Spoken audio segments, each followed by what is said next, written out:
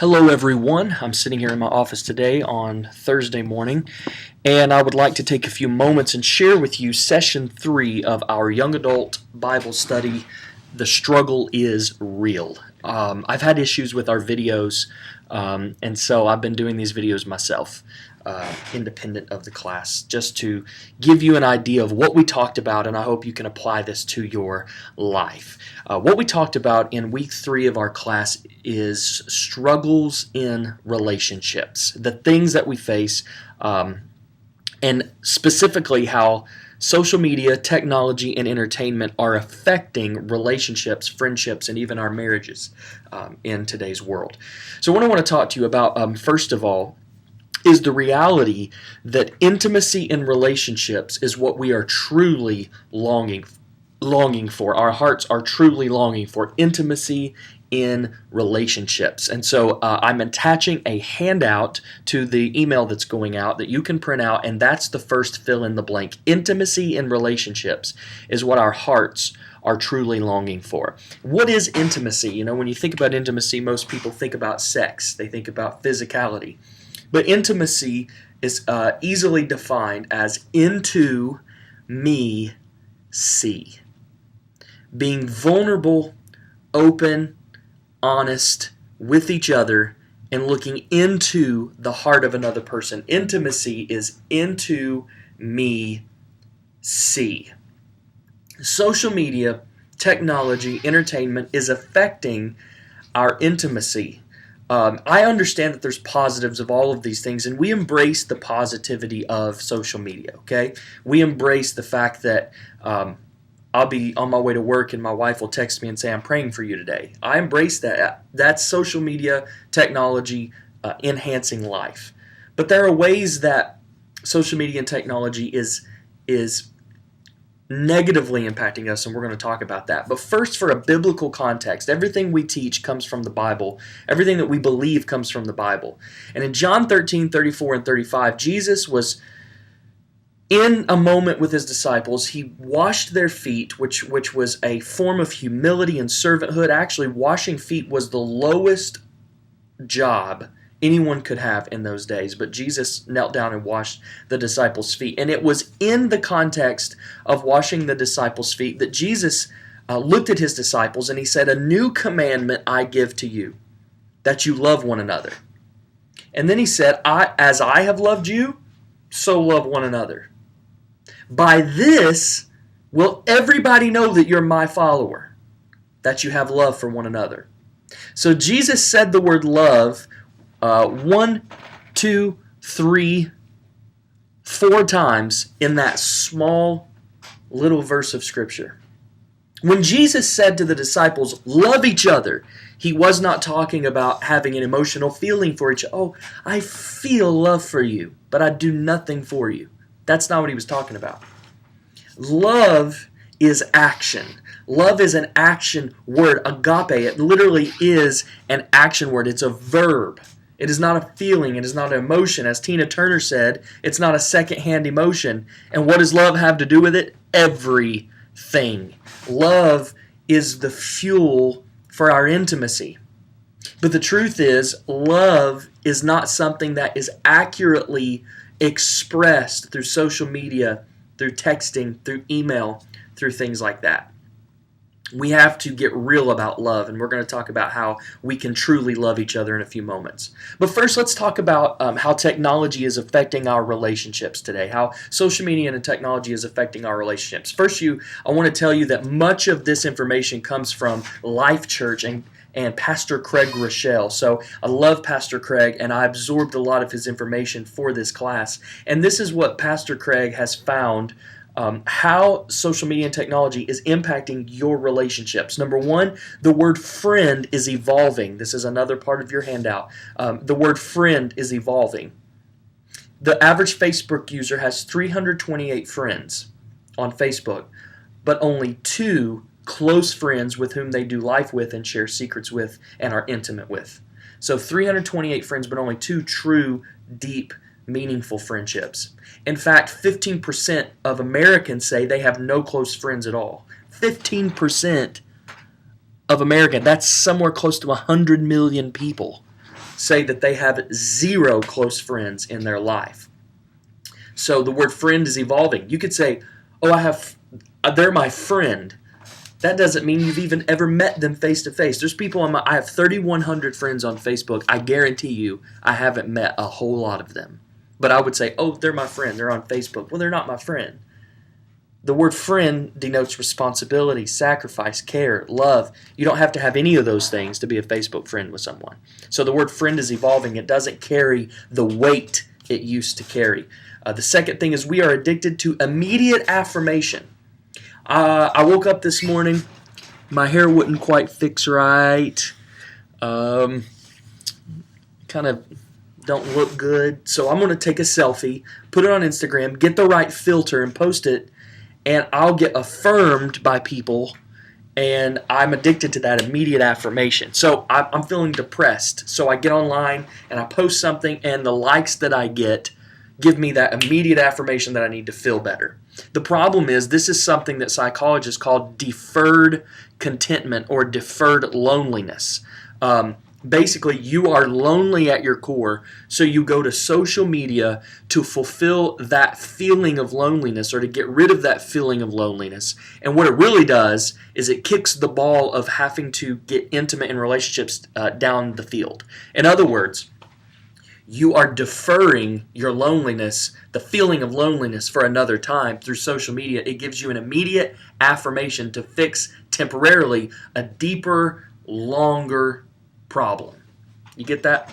So, immediate affirmation. I need fulfilled relationally, so I go to social media and technology. I receive instantaneous gratification, but I build no relationships from it. And relationships are true, intimate, deep relationships should be the fuel for our affirmation, our security, our love, our fulfillment, our joy. Relationships exist for joy.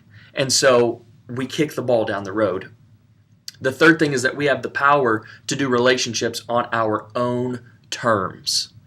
So social media and technology gives us the power to ignore people if we want to ignore them, or answer them if we want to answer them.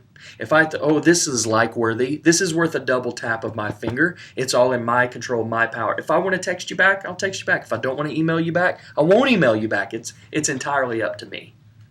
So we are able to do friendship on our own terms, when in reality, friendship is all about sacrifice. Relationships are all about sacrifice, not self-involvement or power and control. It's about relinquishing control to someone else. And so on the handout, it says we end up more connected, but more lonely than we've ever been. We're more connected to more people than we ever have been, but yet we are more lonely than we ever have before. And so there are 2 ways we're going to talk about how we can go deeper in our friendships and relationships, deeper than we ever have before, because we understand that we are living for likes, but we're longing for love. I love that. Pastor Craig says that. We are living for likes, but truly our hearts are longing for love. How can we be a person who has deep, meaningful relationships that last for a lifetime? How can we be a person who truly has friendships that last and that matter? The first thing that you have to do is determine to be physically present in people's lives. Man, that's deep, isn't it? Be present. Be there. What do I mean by that? This is number 1 on your handout under how we experience true intimacy and not just a surface level connection. Be present. I will love people face to face. This is your handout too, and not just thumbs to thumbs. Romans 12:9 says, don't just pretend to love each other, but really love each other. Let love be genuine, not fake, not hypocritical. Okay? Hebrews 10:24-25 says, consider how you can stir one another up to love one another, and don't neglect meeting together face to face, but encourage one another. We have to practice face-to-face presence. We have to make the decision that email, Facebook, text message, Twitter, Instagram, those things are surface level connection, and we cannot have deep level intimate relationships as long as those things are the primary way we communicate with other people. Okay? So, it says on the handout here to practice presence just like God did. God didn't text his love to us. God didn't email his love to us. God did not send a smoke signal and saying, I love you. God sent a person in Jesus Christ. The Bible says in the fullness of time that Jesus came and was born of a woman and was face to face with God. With man. Face to face with man. God face to face with man. That's how God showed his love. Face to face, not face to Facebook. And that's our model for deep, intimate relationships in our life. So, we must practice presence. There are 3 levels, and this is on your handout as well, 3 levels of communication. The first level is text, email, and writing a letter. Okay, this is the most basic surface level connection. Text, email, write a letter. Okay, a rule of thumb is that you can't go deeply intimate on those 3 levels. You think you're going intimate and deep because you might expose things you wouldn't expose before, but truly that's a surface level connection. The second level is a phone call. You can hear the tone of voice of the person. You can hear their voice. You can hear their heart. A phone call is the second level, but the third level is meeting face to face, heart to heart, eyeball to eyeball with another person.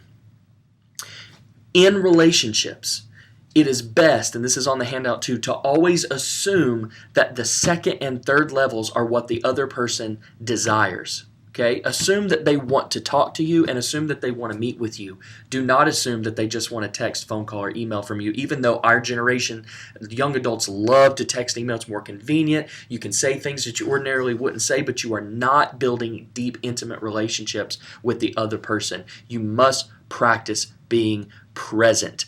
My wife Kristen went through a health crisis after we had our first baby, and we were really freaked out. And I had a friend who would just show up and just be there. He didn't have a lot of eloquent prayers or words, but he was just there with me.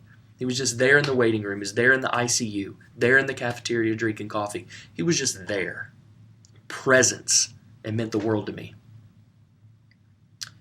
Always live on the third level. And by the way, in leadership, I've made the decision that things that are deep and impactful, I will never have a conversation about things that are really deep and emotional on the first and second level, phone call and text and email. As leaders, if you're in leadership position, never have serious conversations via text, email, things like that. Why? Because you can't hear tone of voice, you can't see facial expressions, body language, none of those things that are so important in communication. You can't have that in written conversation. You can only have that in face-to-face conversation. So it's if it's a deep-seated issue, do not conversate about it on those first 2 levels. Meet face-to-face if at all possible. Sometimes a phone call, you have to talk to somebody, but try your best to be face-to-face. And then when you are face-to-face, the first thing is to be present. But then the second thing, when you finally do meet face-to-face with this person, be engaged in the conversation.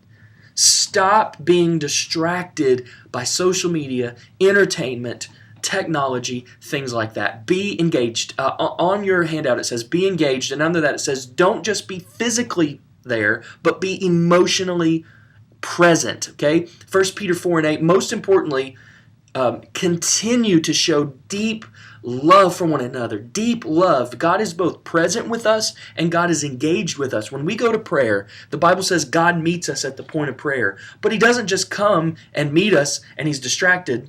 He comes and He engages in the conversation, okay? So I want you to think about something. You and I are at a coffee table, okay? We're having coffee at Starbucks. Pretend right now we're at Starbucks. And you're like, hey, Jake, I want to talk to you. I want to tell you something very important to me. I want you to hear my heart. I want you to listen to me. There's something going on in my family. And I say to you, go ahead.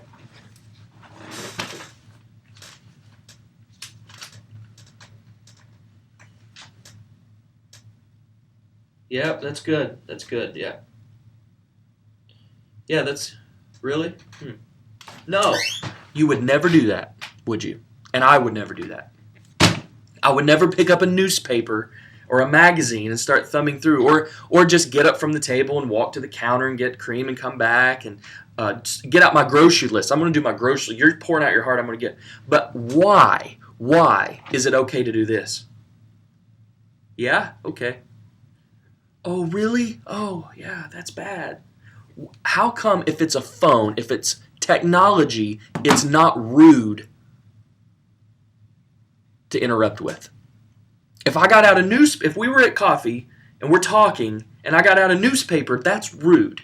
But if I get out my phone, it's not rude. I encourage you that when you are with your family, at the dinner table, put the phones away. At coffee, put the phones away. Serious date nights, conversations, small group meetings, put the phones away. Be engaged. Embody. Be like God. God engages with us. God is not distracted. He listens to us. He engages. He pushes everything aside just to hear your prayer. We should be that way. Don't just be there, but be engaged. Don't just pray for people, pray with people. Don't just like their posts, but like them. Spend time face to face with people, engaged with people. You know, our culture, there's a new buzzword. It's actually in the dictionary. It's FOMO, fear of missing out. What you're really missing out on when you are hindering your relationships through technology, what you're really missing out on is the friendship that you could have been building, the partnership you could have been building, the intimacy that you could have been building, but you were too busy being distracted. So what are some things we can do to limit our use of technology and social media so we are more present and engaged? Maybe phones go away at a certain time of the evening in our homes. Maybe we have a rule, no phones at the dinner table. Hey, we're going in the restaurant, we're going to leave the phones in the car. Maybe no phones in bed. Maybe no phones in bed. 1 John 3:18, Dear children, let us not merely say that we love each other, but let us show this truth by our actions. If you say you love people, it's time to go counterculture, go against the grain, and go deeper in relationships by fighting off these things that social media is doing to our intimate friendships and relationships. We have to fight against this. I'm determined to do this more than ever before. I have fallen into these traps. I'm not saying I have this together. I'm not teaching this class to say, "Hope, I've got it, I've made it, I've arrived, I'm doing good with this, so you should do it." No, I'm working on these things as well. We are on this journey together, and we are doing our best to have deep-seated, spiritual, meaningful relationships in our life. Be present and be engaged just like God is with us. God bless. We will see you this Sunday.